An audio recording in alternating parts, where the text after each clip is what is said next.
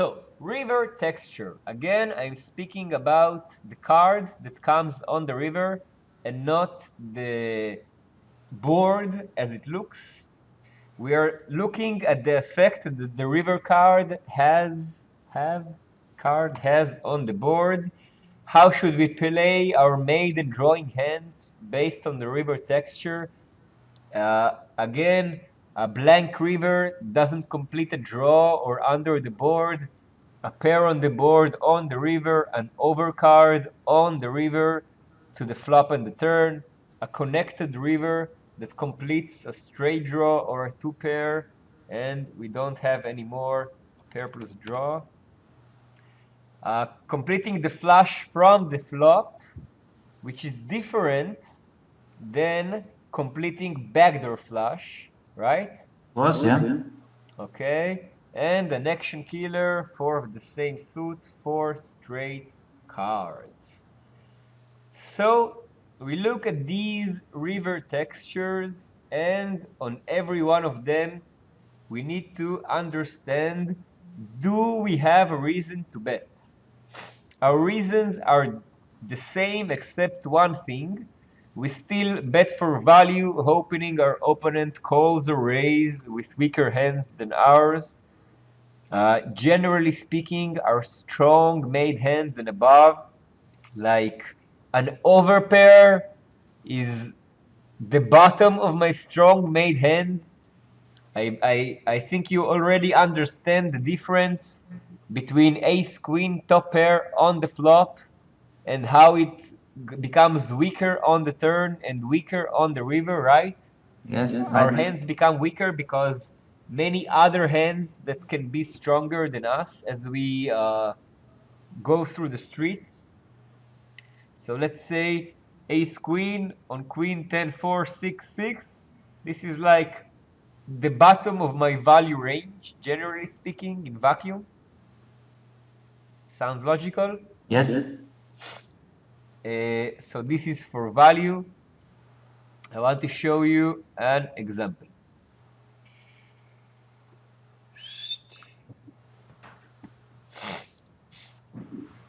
So we are in your home game, the Zoom 500. Let's make the screen a bit bigger so we That's can okay. I see. see it well. Like this. Okay. Okay. So we have pocket tens. We have regular opponents. Okay. Winning reg opens from the dealer. You can see he's opening to a min raise. Yeah. Without seeing his HUD stats, what do you think about his opening range from the dealer? It should be wide. Wide and loose. Not 55 only, or 60, yeah. not only because I told you he's a regular player, but Also because he make the minimum raise. very good, very good. People who open low open wider. People who open big open tighter. Did you got a chance to play with guys from Montenegro in Zoom 500? Montenegro? Yeah, like, Maybe, but very seldom. these are guys who studied with Poker Snowy. Do you know Poker Snowy? No, I know it is a platform or anything on the internet, but I don't. This is like a simulator that teaches you how to play. Okay, okay. And they play GTO, very weird moves. So they used to open from the dealer to 3.5x, 3.5. $17.5. Yeah. And they would open with 42% of hands and defend like the classical 2/3. Fold and the rest 2-fold call, third raise. So they were opening relatively tight with high sizing.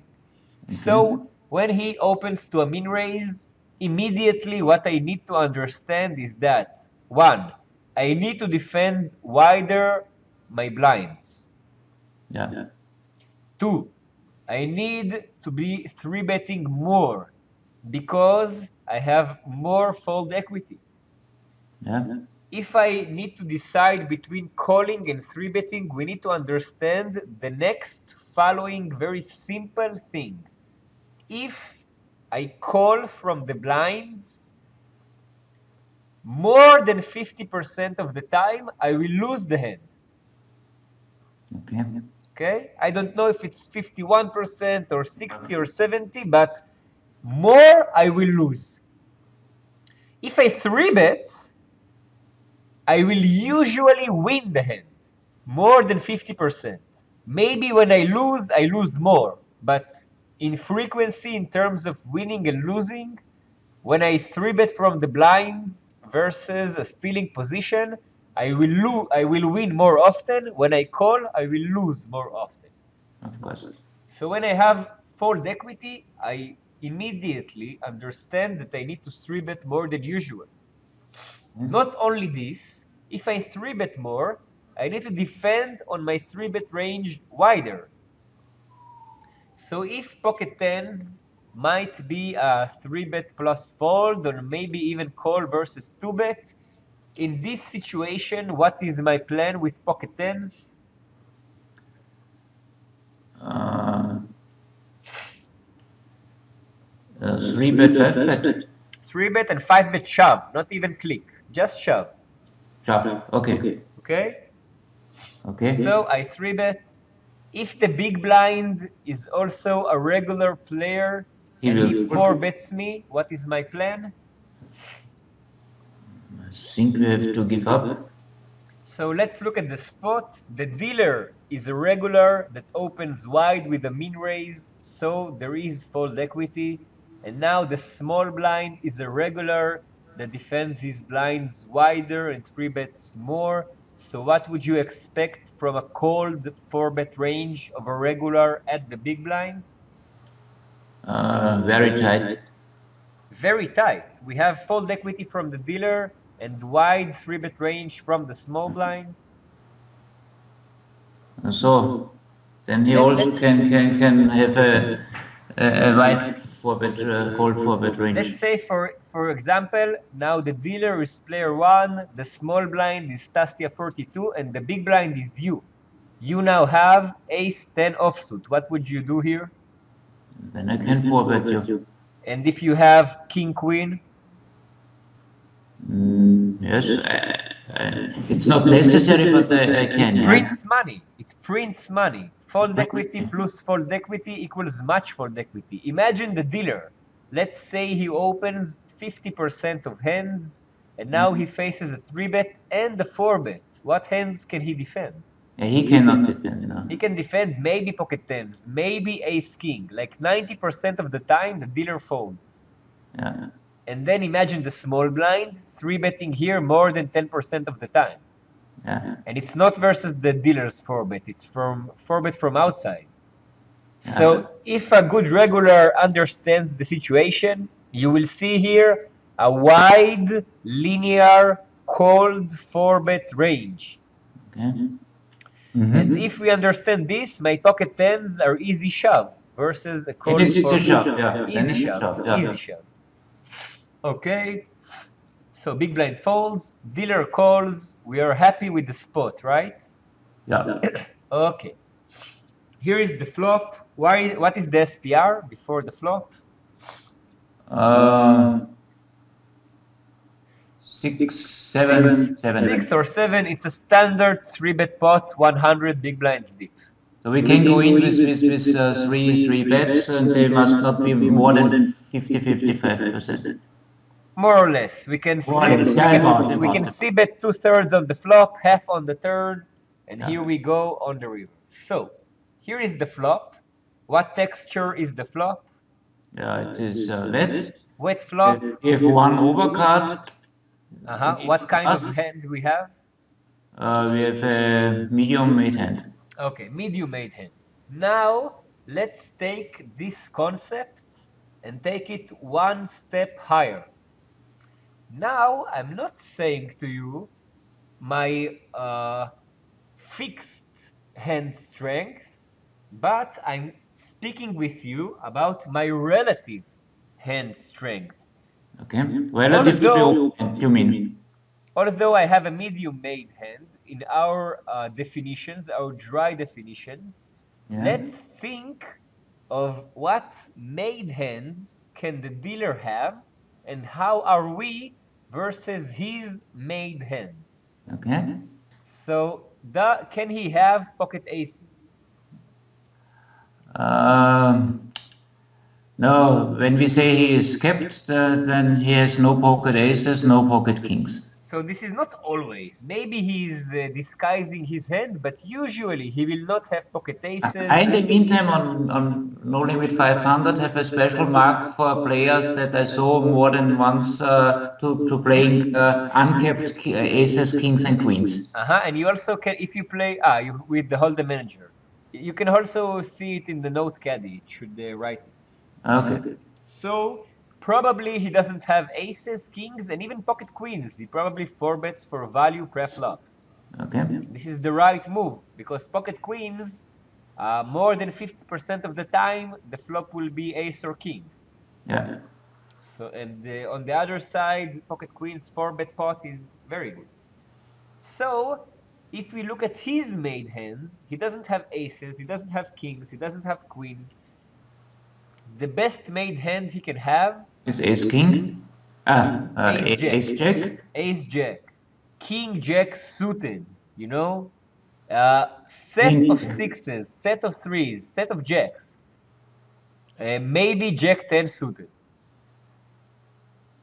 Yeah. And think about his medium made hands. Pocket nines, pocket eights, pocket sevens, pocket fives, pocket fours, pocket twos.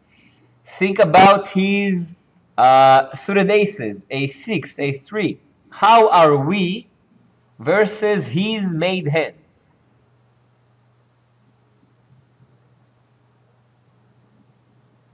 Yeah. Also good, but not on the top. Huh? So we are good. We need to understand that our medium made hand on this flop versus his range is and good. Given that the flop is wet, and he can have a lot of draws, of course. And he sees us like he can. So we have much value to be gained here. Although we have a medium made hand, we are actually stronger than his range. Yeah. Okay, very good. So when we look at the flop and we need to decide between betting and checking, what would we do? Bet. Bet. What would we do if we have pocket aces? We bet. Ace jack? We bet. Any flush draw? We bet.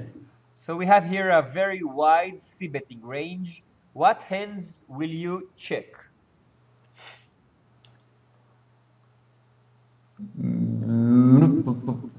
Good question. Yeah, we can check any completely missed hand. So let's say if we did a bluff 3-bet with not so much where we have nothing. Let's say you semi-bluff with 8-7 diamond, boom, backdoor straight draw, backdoor flush draw. Yeah. We almost always have anything to bet. So what hands do you check? I check any 2 overcards that are black. Let's say ace king spades, ace king clubs, ace queen spades, ace queen clubs. The overcards. But in this case, do you give it up or just check? If I check on a wet flop, it's not to check call. I check call unless I have information. We give up any 2 overcards in black. I can also give up ace king offsuit without a backdoor flush draw, like ace king with no hearts. Yeah. So you don't see me c-bet like a maniac. We need to understand on a wet flop in these positions, you don't need to expect fold equity. He will call pocket sevens. He will float with suited ace with backdoor flush draw, you know? Yeah. So I do have here a check and give up, and let me tell you a secret.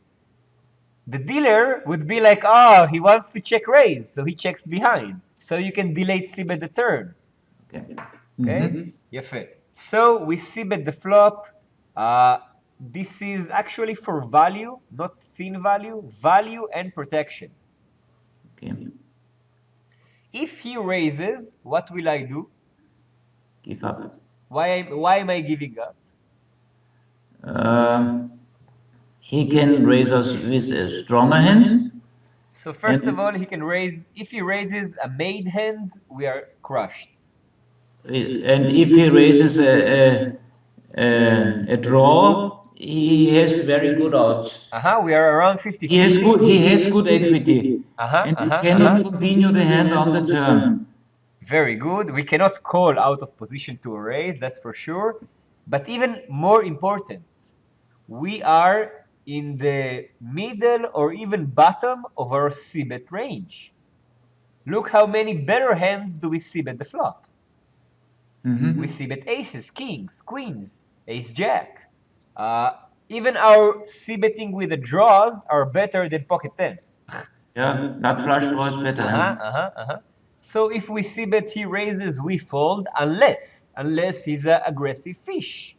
If he raises with a6, with nines, if he just raises with king... just versus a maniac, no? Versus the maniac, and then what will I do versus the raise? Shove. Shove. I cannot call out of position to a raise on a wet flop. This brings me to very tough spots. Okay, so he calls. What is our plan for the turn? To continue if not a bad card for us comes. And if a bad card for us comes, what will we do? We have to give up. Just give up, no problem. Our c-bet on the flop makes So, the money. what is a bad card? Bad card is any heart. Any heart. This is for starters. Ace and king? Ace, king, and queen are actually not that bad. On an ace, I would give up. Why? Because when I check on the ace, if my opponent has a jack, what will he do? Check behind. Check behind. And he needs to understand that an ace also hits my range. So if an ace comes, he needs to be scared. So if he bets, I'm in a problem. King and queen are harder cards. So but that means that in this case, ace, we bet? If I bet an ace, what will be my reason? In this case, that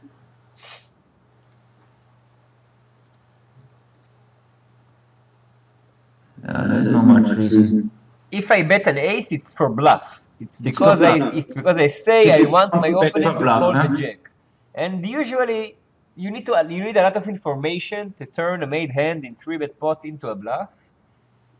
So generally speaking, on a queen and above, I tend to give up. On a heart, I tend to give up. And how I protect myself, I tell to myself, okay, if I had a 10 with a heart, maybe I check call once. Yeah.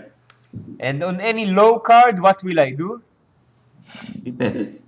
I need to think. Or I bet or I check. If I bet, it's for thin value and protection. If I check, it's for pot control and bluff catching.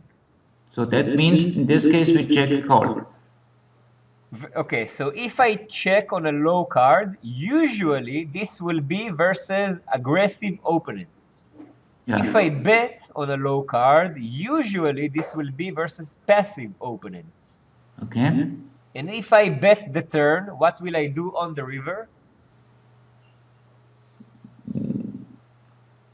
On almost, versus an aggressive player, in any case, check call or check fold, but not bet, and versus a passive player, maybe a very thin value bet, that means bet fold, or but also if check we bet, it's already a shove, right?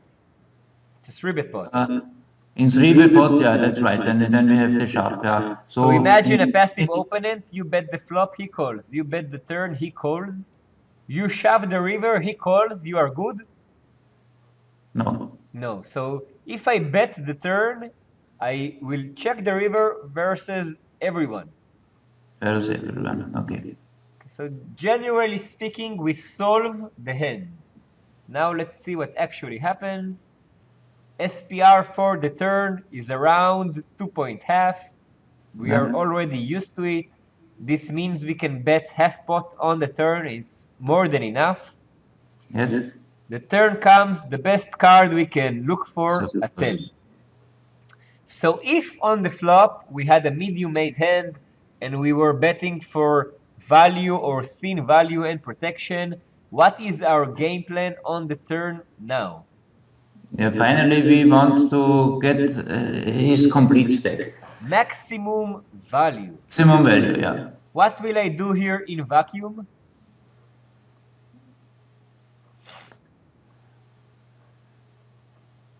In vacuum, yeah, we should bet the good half pot and bring the money in on the river. Or shall we shove now?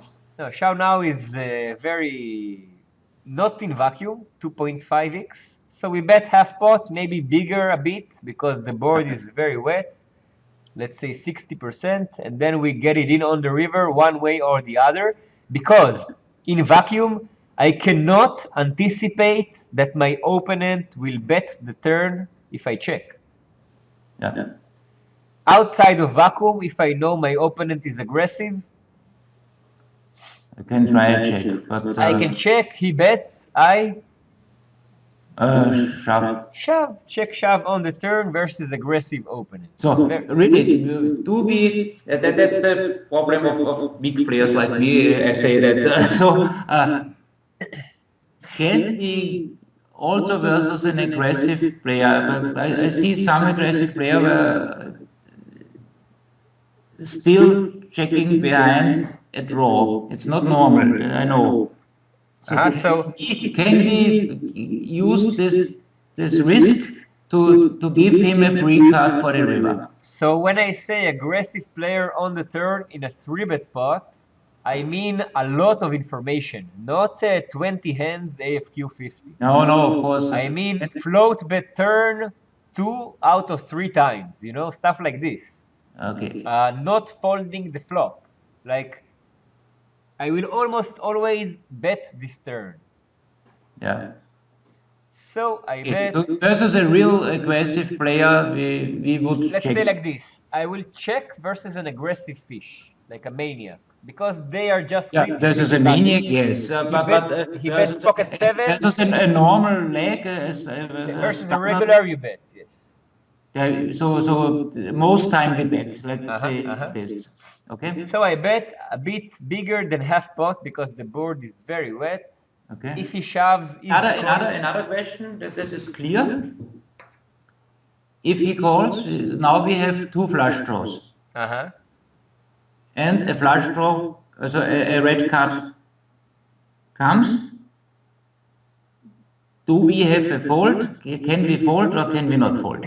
Okay, so let's start our river analyzation. First of all, he calls. If he shoves, easy call. Yeah, that's no problem. That's of course, yeah. Now, river, SPR, a bit less than 1. We planned it like this. As we planned it, yeah. First question for you. Where am I in my range of 3-bet pre-flop, C-bet flop, C-bet turn? Yeah, top. Top. So folding is not an option, no matter what happens. Okay. This is the first thing we need to understand. Okay. If we fold this, we fold too much. Second question. Let's say a scare card comes. Okay. We need to divide his range into 2 categories. First category is made hands. Second category is missed draws. Yeah. Let's say a scare card comes and he have a jack. If we check to him, what he will do? Check behind. He will check behind.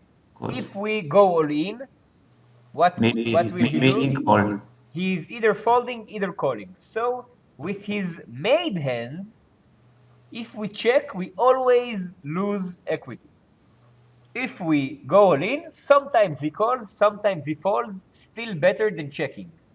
Yeah. Now, if he has a missed draw, we go all in, he fold. We check, he sometimes bluffs. Yeah. Obviously, sometimes he gives up, but then it doesn't matter. Okay? Okay. Let's think that he has the nuts. Yeah. We are in the top of our range, we cannot fold. fold. We shove, he calls, he has the nuts. Yeah. We check, he goes all in, we call, he has the nuts. Either way, not important. Okay, so we just can lose a few bluffs, but we can lose more calls if we don't. We lose value when we have a hand and we check. Okay, so the only way on the river is to push any card. In vacuum. Vacuum, yeah. Outside of vacuum, again, the more scary the card versus maniacs, I like to check. Yeah. But only versus maniac, versus all other players, we stay with the. Correct? Very correct. Okay. So, and this is the point many players miss. This is because they think about it as thin value, and they're like, okay, I shove what calls.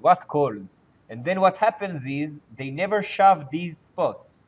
They're polarized to either having a nut flush or a blocker ace heart. Yes? Mm-hmm. And then what will usually they have combination-wise? Sorry, I missed the question. Let's say now I shove, I have the nut flush. So I have ace king hearts, ace queen hearts, two combinations. Mm-hmm. Or I shove ace of hearts with king X. So I usually bluff here. I'm not for value here. Yeah. So it's very easy to bluff catch versus me if I play like this. Mm-hmm. Okay. And players tell to themselves, what will call, what will call? They check, they lose value. This is what bothers me. Mm-hmm. So I don't think what will call. I think if I check, I lose value. I lose value. This is the point. I lose value. Yeah. Mm-hmm. So I shove, he calls. He shows ace jack. Huh? Shows ace jack. Yeah. I take the point. And okay, if he folds, then whatever, you know? Yeah, of course, because he never will bet, huh? We will have a tough spot if the river would be a blank. Let's say the river is a two spade. Okay? Yeah. I check. What will he do with ace jack? Then he can push, yeah? He can push. Okay? And if he has a bluff, he can also push. Mm-hmm. So the tough spot would be, what will we do on a blank river? And then it's very close. And then how will I decide, in your opinion? Yeah, then it depends. Do you speak from vacuum or with any information? Vacuum. In vacuum.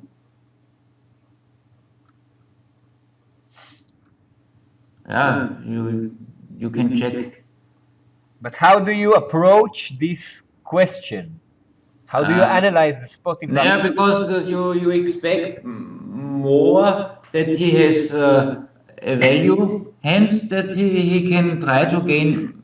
He think he can gain value from his mate hands when you check, and you can expect bluffs from busted draws. Okay, this is a good approach. I look at it from the side of combinations. I ask myself, what will he have more, made hand or drawing hand? And if you ask this question, what you will understand is that most players will have more made hands than draws, because most players, there isn't enough draws. All the flush draw in the world are relatively small to ace jack, king jack, queen jack, pocket tens, pocket nines, pocket eights, etc.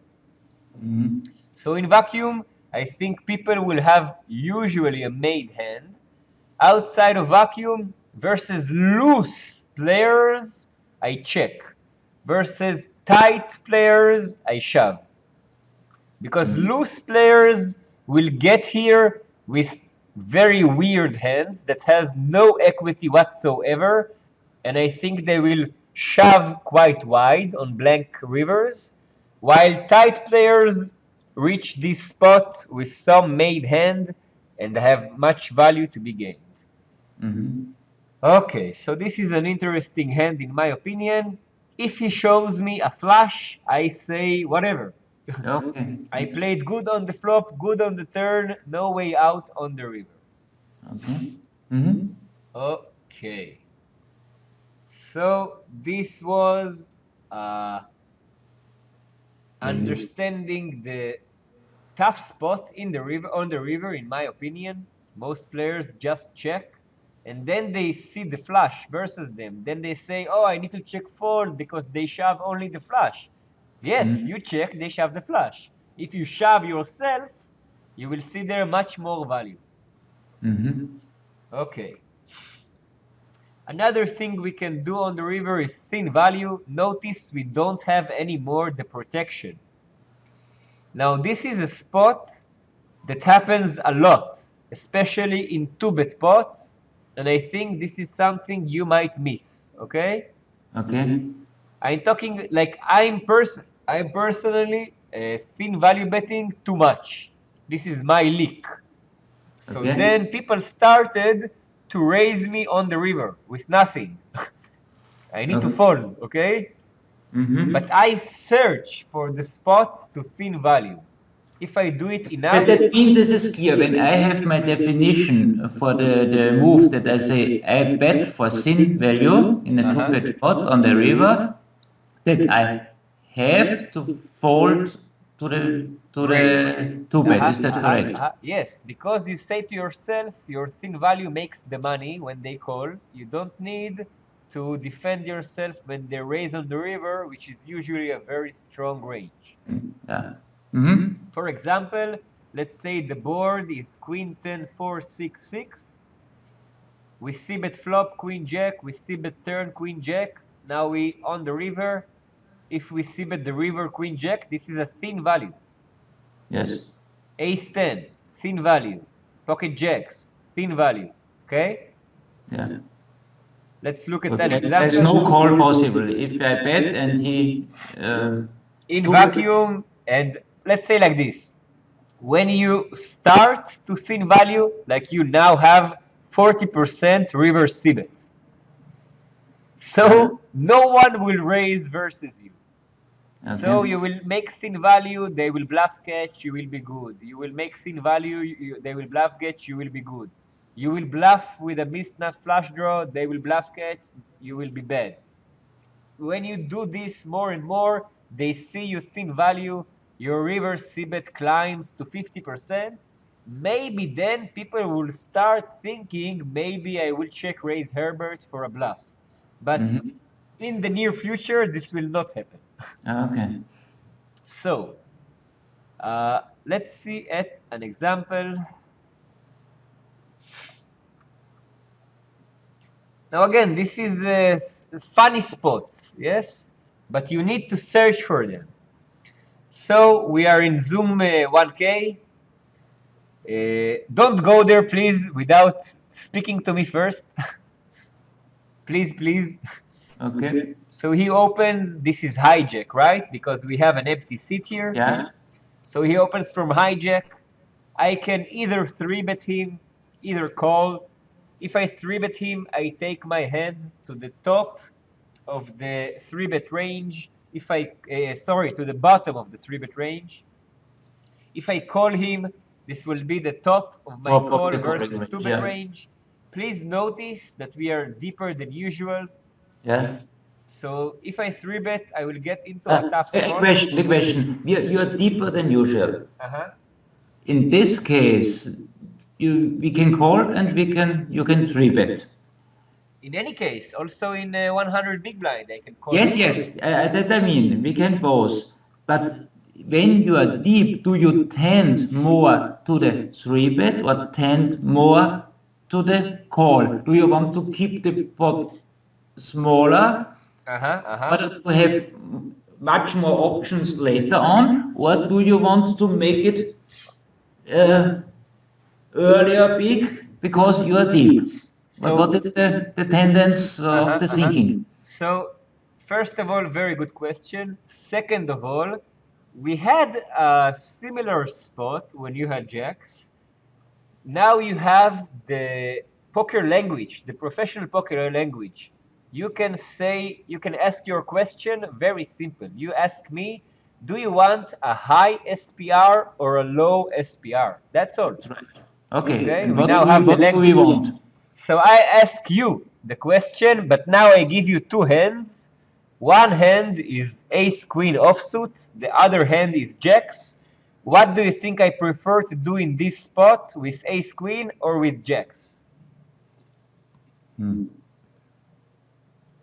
Ace queen 3-bet and checks call. Very good. Ace queen Why? are Explain. so ace queen is Explain high why I give cards. you this answer. Ace queen is high cards. High cards like low SPR. Why? Because I'm less reversed implied odds. Let's say he opens ace 2 suited. When we hit an ace on the flop, I will not take much money from him. And when he hits 2 pair, he will take much money from me. Like high cards want low SPR because then when they hit, they are good enough to go all in.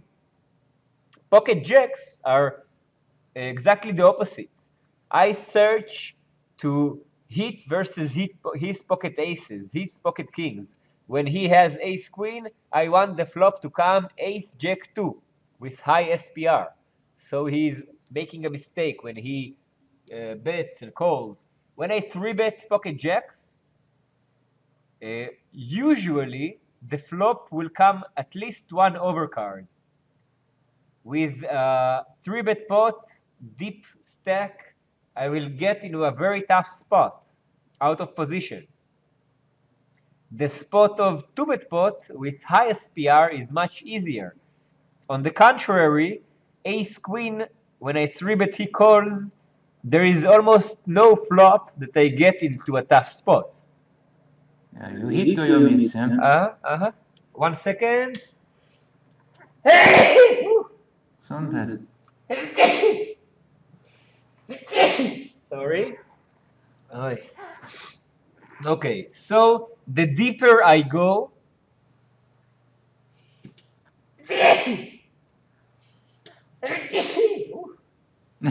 I'm a bit cold. The deeper we go, the more my pocket pairs.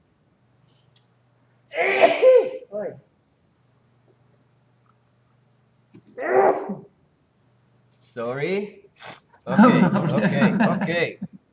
The deeper I go, the more I want to play passive out of position, aggressive in position. Okay. For example, if we were 200 big blinds behind, and I was with the pocket jacks at the dealer, then I 3-bet, no problem. It's like he limped, yes? Okay. You understand what I say now? Yeah. Because of the SPR, my 3-bet is like a 2-bet.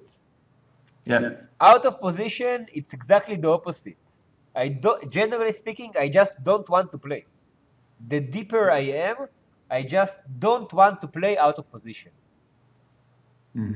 It's funny, people play the opposite. Like you play a deep stack poker game, people think, oh, I need to defend my blinds, and they start to 3-bet a lot, and they get into a very, very tough spots. The deeper the game is, the less you need to defend your blinds. Okay.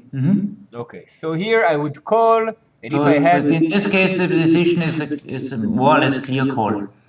Let's say he opens wide and he 4-bets a lot, or he opens wide and he calls a lot. If he's a fish, I 3-bet, etc. Yeah.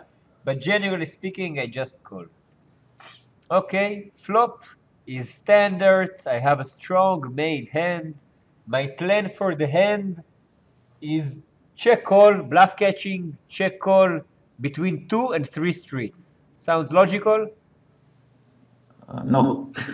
So if I check raise this flop, No, not check raise, but why not bet? I Okay, was the a donk, yeah. I don't donk. I don't You have don't donk? donking in my range. We don't donk. We don't donk in heads up pots. Okay. We give the honor. This is the honor of the poker. We give the honor to the last aggressor. Okay. It's very easy to put Also in pressure. such a spot where we have definitively more or less the best hand, and yeah, we need not much. Check call, check call, check call. Maybe some bad card on the turn on the river make me to check fold. But just imagine, let's say we check call the flop, and now an ace comes on the turn.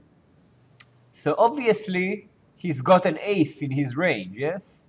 Yeah. But what he do with pocket tens, for example, or pocket queens, when an ace comes on the turn?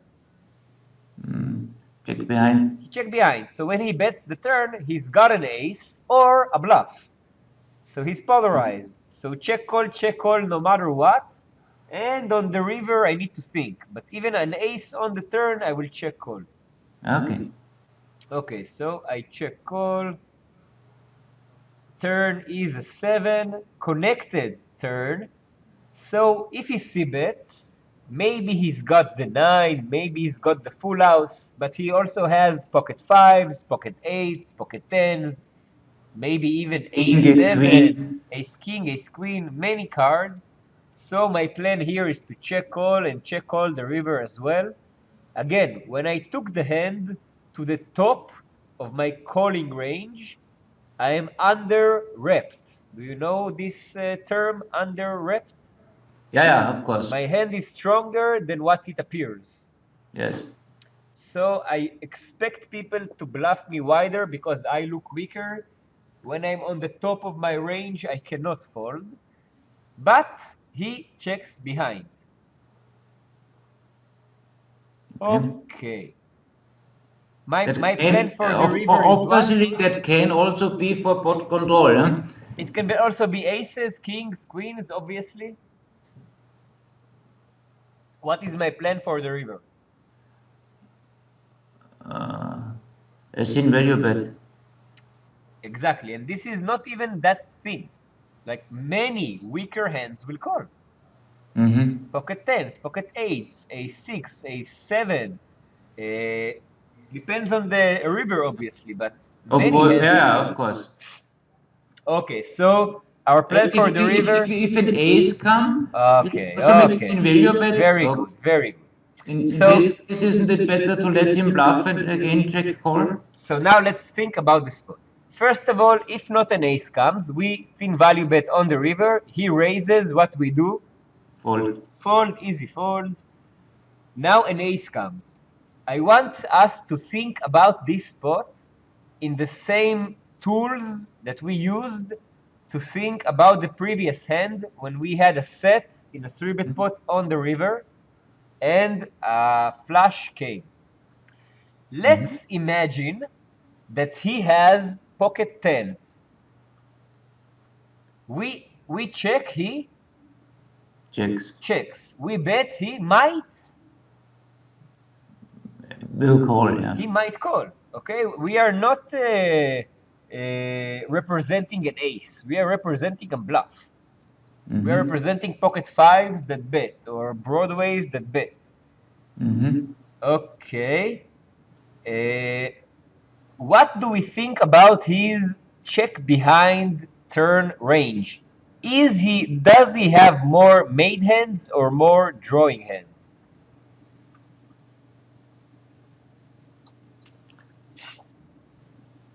More made hands. Probably more made hands. If he has drawing hands, he is likely to bluff again. He is uncapped, we are capped. Even though the turn is connected, he can still bluff again with broadways on a good river. He can still hit, he can still put pressure. So when he checks turn, this takes his range more to the made hand range. So the only hands we value down ourselves are pocket kings, pocket queens. I think that if he had an ace, he is likely to c-bet it on the turn. Not always. So, like, this is a super thin spot, okay? Super thin. But you need to search for these spots because your instinct would be to check here very fast. You would not even stop to think. And another thing I can do is to play with my sizing. Okay? Okay. I can use a smaller sizing than usual to make my opponent defend wider. If I bet my standard 2/3, I think he folds pocket fives. If I bet this sizing, it will be very hard for him to fold any made hand. And Okay? So about thin value, this is where we start to get out of our vacuum betting pattern, because here we analyze our opponent's range and we need to understand that our sizing affects him immediately. So I bet he calls, he shows pocket eights, I think. What do you think about his play with pocket eights? yeah, he should bet the turn too. In vacuum, he should bet the turn and then check river, right? Yeah. What do you think about my player type? About your Yes. style or what? Am I passive or aggressive? You do, in general, you are aggressive, yeah? So versus me, would you c-bet pocket eights or check behind pocket eights? I would bet pocket 8. And if I check raise you? I had to fold. But I check raise you with 5-6 suited, 7-5 suited, 8-7, 9-8, 6-8. Like, I check raise you so wide. Because you don't have good hands here. You are maximum top pair or over pair. Okay, so in this case, his call, his check behind was Check good, behind. No? Because you see, if I bet my jacks on an ace, imagine how wide do I bluff here. So versus me, it's a very difficult spot if you c-bet turn with pocket eights. You will not get from me 2 streets. You will not get from me call on the turn, call on the river, and you will be good with pocket eights.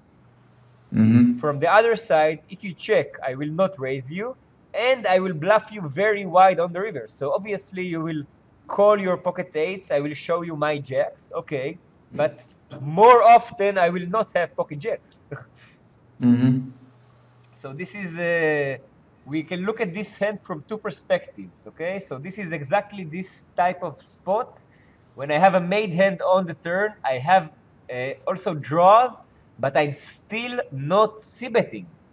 Not that it's a bad move, but it will take me to an easier spot and maybe even gain me more value from the bluffs. Okay, so this is a small example for thin value on the river.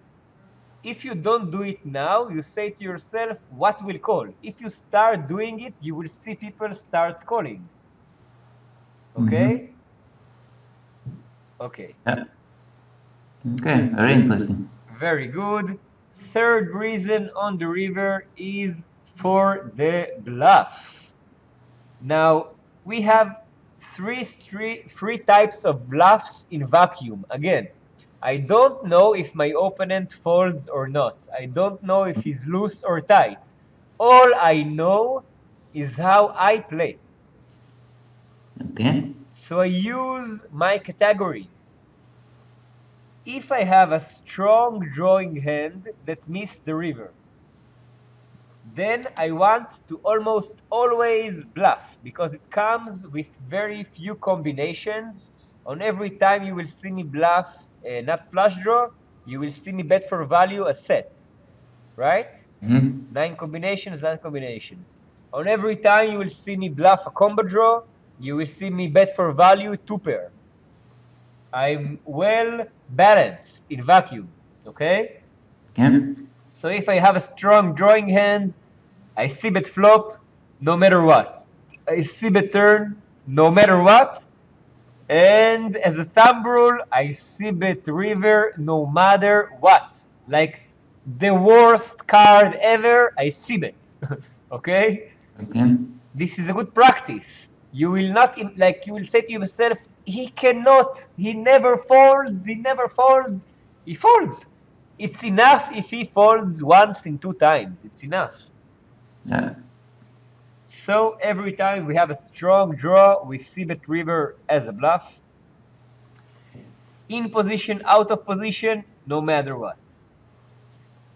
If we have a medium drawing hand, for example, a medium flush draw, a medium straight draw, or whatever, we miss, then we have to think. Medium drawing hand, we see bet flop for semi-bluff, we see bet turn for semi-bluff, in and out of position, no matter what, we reach the river. Now we need to decide between bluff and give up. First question,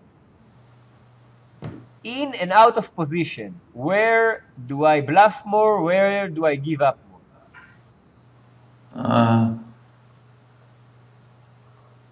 I bluff more in position. Because he has shown weakness. Show weakness 3 times, check to me. A lot of the time, players, when they hit the river, they lead with a bet, Yeah. Like most people who hit the river as the defender, they're leading and not check raising. Because they're afraid the opponent will check behind, yes? Yeah. So he checks to you 3rd time, this is a good spot to bluff. Out of position, I tend to give up more unless the river is better for me and not for my opponent. And what is more important, all I know is how do I play. So I look at the river and I need to think, how many combinations here do I see bet flop, turn, and river for value? If I don't find a lot, I give up. If I understand that I get to this spot and I bet river for value a lot of the times, then I have to bluff. And what better bluffs than my medium drawing hands? Sounds logical? Yep. Let's look at an example. So we are at Zoom 500. Okay. We have a hijack opening. We are in the small blind, ace queen offsuit. So first of all, from the small blind, I rather 3-bet more than call, right? Yes, 3-bet. And second thing, my hand is well versus his range, so easy 3-bet. He makes clear value 3-bet, no? Value 3-bet, obviously. If he 4-bets, what will I do in vacuum? Fold. Fold. If he 4-bets a lot, what will I do? Leverage point. Or shove or click 5-bet, depends what I want. If we are deep, click 5-bet. If we are 100 big blinds, I will probably shove. If he 4-bets linear and narrow, this is a fold. If he 4-bets wide and linear, I might call out of position. This is generally speaking, he calls. I am happy with the spot, obviously. SPR around 6 or 7, standard 3-bet pot.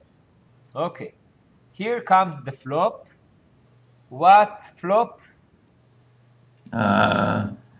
Very wet. Very wet. What kind of hand do we have? Medium drawing hand. Medium drawing hand. If we had the ace of diamond, this will be a strong draw. And then our line would be bet. Bet bet shove. Easy Bet, game. Bet yeah. bet shove. Bet, Very yeah. easy. If we had pocket aces,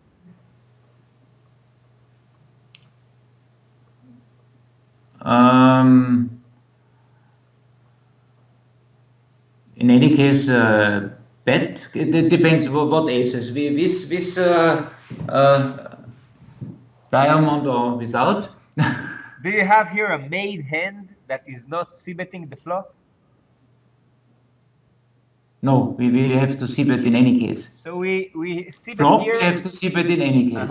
So we c-bet very linear on the flop. What would Yeah. I check fold, check and give up? Again, all the black overcards, all the cards without a backdoor, etc. So here we obviously c-bet. If he raises, what we do?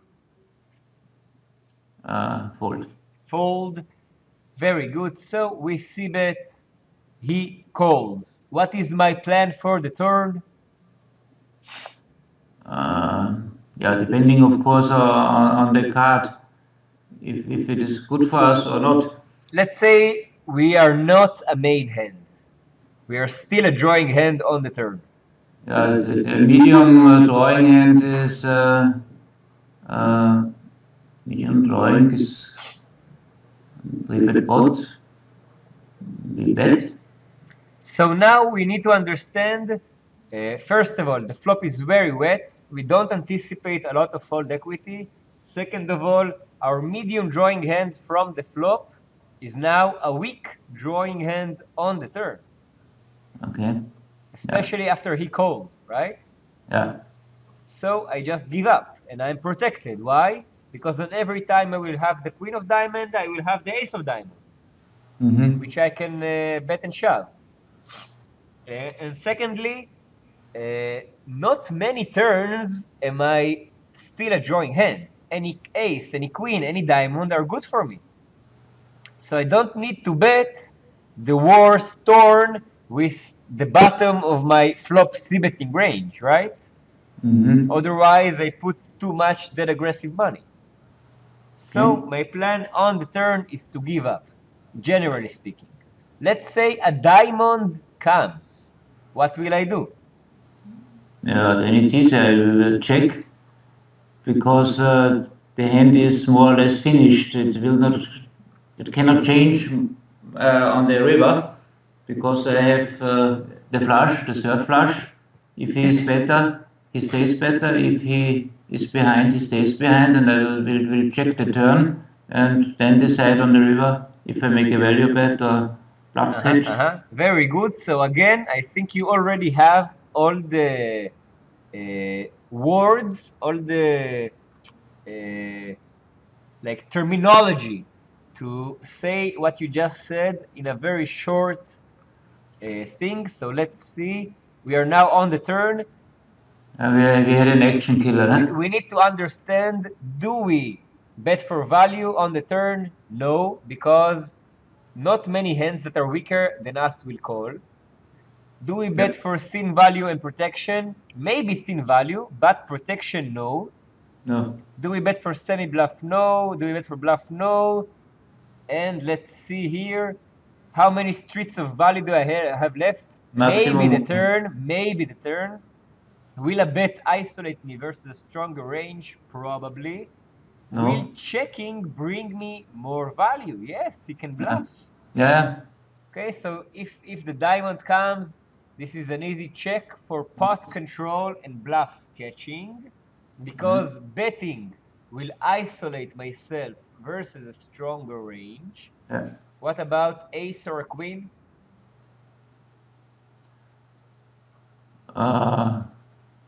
Bet.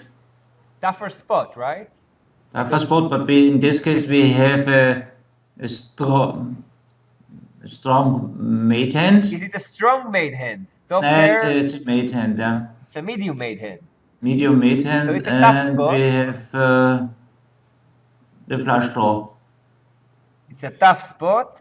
I need to understand, should I c-bet for thin value and protection, or should I check for part control and bluff catching? In vacuum, I rather check turn, bet river. Okay. I don't expect people to bluff me much on this turn, so when they bet, I check call once and let go river. Outside of vacuum, versus fish, I bet, versus maniacs, I check, etc. So the turn is not good for me. I just give up on the hand. If he bet, I fold, no problem. On every time he will bluff me, 2 million times he will have an overpair or a set or a straight or whatever. He checks behind. Okay. What do we think about his checking behind range on the turn?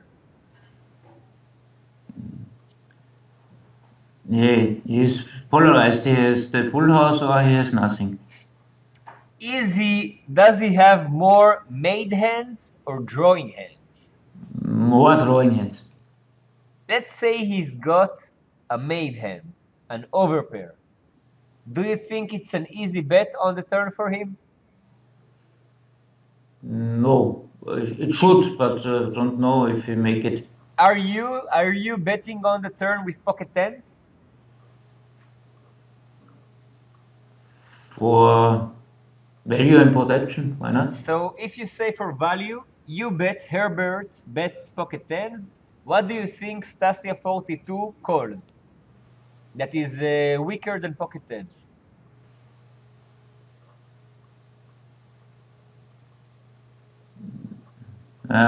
You not, because if you have the ace in spade, you will bet yourself. Maybe. Ace of diamonds, Yeah. So how does my check call range on the turn looks like? What do you think? Check call on the turn looks like full house. I don't have a lot of full house, a 3-bit preflop. Usually what I will do here check call is like black aces, black kings, black queens, stuff like this. Okay. Like overpairs that I say to myself, a bet will isolate myself, let's go for bluff catching line. So if I check, you bet your pocket tens, you will never get value from me. I check fold my ace queen, I check call my overpairs, I even might check shove, and then what you do, you need to fold, you know? So no reason to bet here overpairs. No, the protection itself is no reason. Not on the turn. And even if protection is a reason, there is more value to be gained from bluff catching. Okay. So when he checks here, he's leaning towards made hands. If he had the ace of diamond, he will bet. If he had a 7, he will bet. So when he checks, I think he has a made hand. Okay. So what is my plan for the river?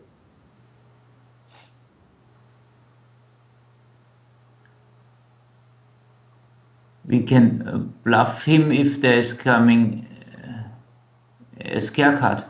For example, what scare card? Or for example, a7. Or So let's say a 7 comes and we bet. Do we really represent any good hand? okay. Probably not. So on a 7, what will I do? Give up. Give up. It's good, better for him. On a 2, on a 3, on an 8, what will I do? Yeah, give up. Give up. Let's say an ace comes. What will I do? Bluff catch. So let's say I check, he's got pocket tens. What will he do? Check behind. Check behind. So again, this is the same spot. An ace comes, I need to thin value bet. Because if he has the made hand, he checks behind. If I bet, he might call. And after he checks behind turn, I think he has more made hands. So ace is a thin value on the river. What about queen? The same. The same. What about diamond?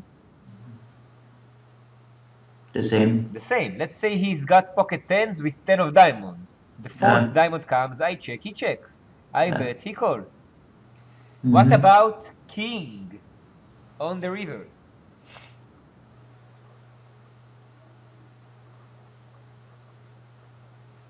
Yeah, when we think that he calls with tens and checks, it is not a good bluff.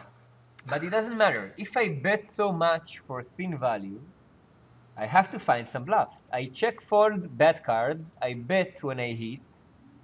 Where are my bluffs in this spot? Is it necessary that I always have bluffs? Let's look at it the other way. If you don't bluff, why should he call pocket tens when an ace comes? If you only bet for value, he should fold any hand. Does he know that I have no bluff in this situation? So what I start to do, at my perspective, I understand, I think, that when an ace comes, I bet they usually fold. But I don't care, because if I check, they check. But they usually fold. They usually fold. Yes. You don't expect him really always to call. I think he usually will fold, because people are afraid. And I also can bet the king, of course. So on any high card, I bet. On any diamond, I bet. And again, this is a good card for me to represent. I have many good hands that I bet. I play the same pocket aces, pocket kings. Okay, I play the same ace king. C-bet, check and give up. Oppa, value. And this is a good card for me. So I have no problem to bluff. And look at the line. Bet, check, bet. This looks always for value, no? Like pocket tens, I will not play like this. Pocket jacks, I will not play like this. Between me and you, if I have pocket jacks, what will I do? Pocket checks? Yes. C-bet flop? Yes. What about the turn? C-bet turn. Or?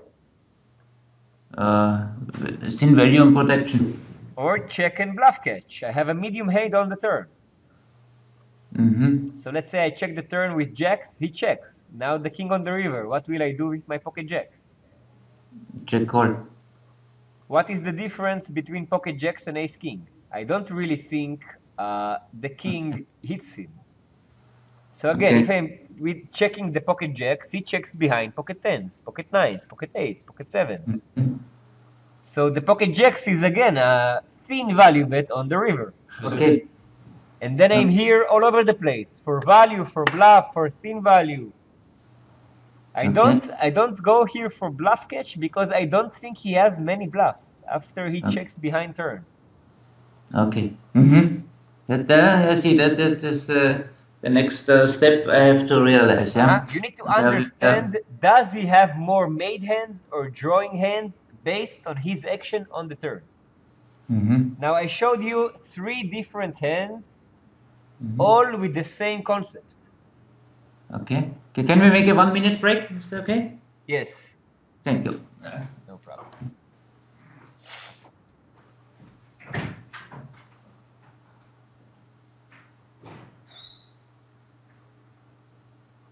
Okay, so I showed you 3 hands. One was pocket tens, 3-bet pots. The main point was the river, completing the flush. Should we bet? Should we check? We needed to understand, does my opponent has more made hands or drawing hands? And what will he do with his made hands if we bet, if we check? Then we had pocket jacks, and again, the same spot on the river, but in a smaller pot. What does he do when we check with his made hands or when we bet? And the third one was here, the same. It goes from the same concept. The question you need to ask yourself, does my opponent have more made or drawing hands? And what will he do with his made hands? Will he call for bluff catch? Will he bet for thin value?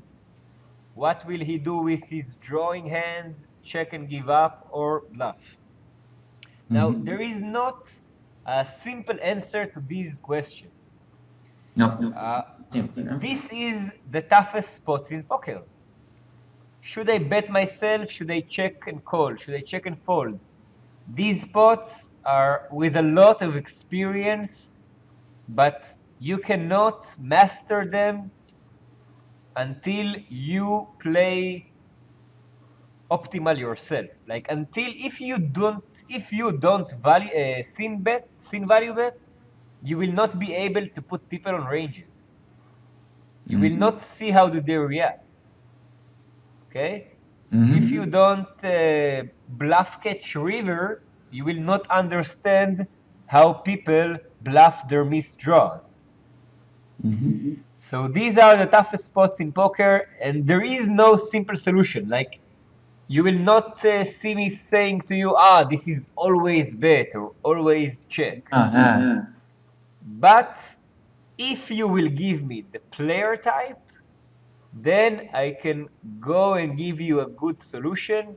If you tell me his behavior on the spot, for example, how much does he float bet river?